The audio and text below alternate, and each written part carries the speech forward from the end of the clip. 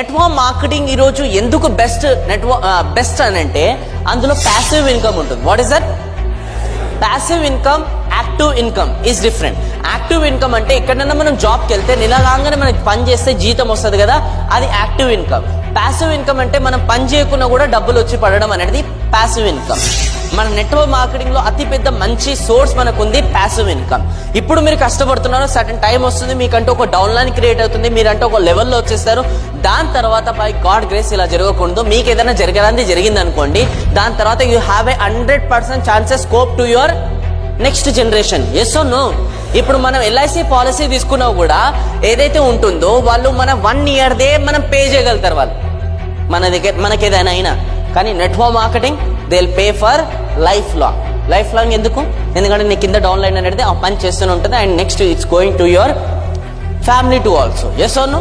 So that's major scope network marketing లో passive income.